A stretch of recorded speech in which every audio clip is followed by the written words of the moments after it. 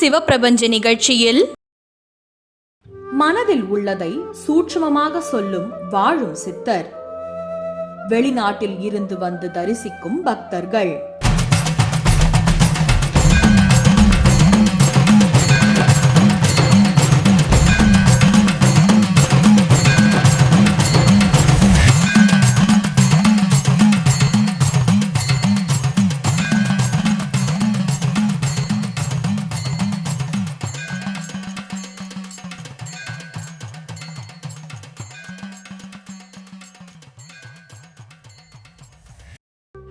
நடப்பதை முன்கூட்டியே தெரிவிக்கும் அதிசயம். கேட்டுருமாமா? விக்னேஷ் சாமி. நல்ல பேரா? பரவாயில்லையா? அருமையான பேரு. சிவன்ல அசைக்க முடியாது.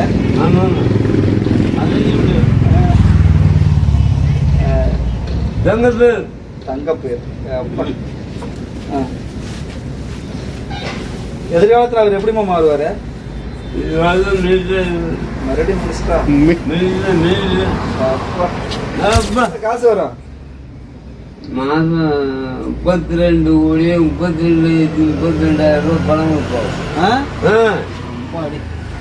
32 கோடியே 32,32,000. ஆமாம், இதெல்லாம் நல்லா குறைச்சிக்குவாரு.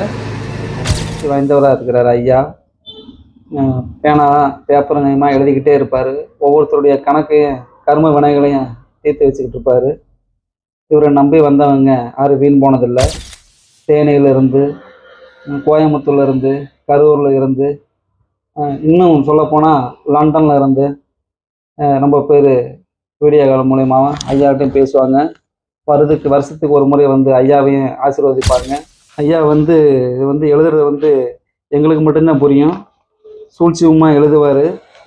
ஆமாம், நிறையா கருத்துக்களும் நாட்டின் வளர்ச்சிக்கான பாதைகளையும் முக்கியமான விஷயங்களையும் எழுதுவார். ஒவ்வொருத்தருடைய கணக்குகளையும் இதில் எழுதியிருப்பார்.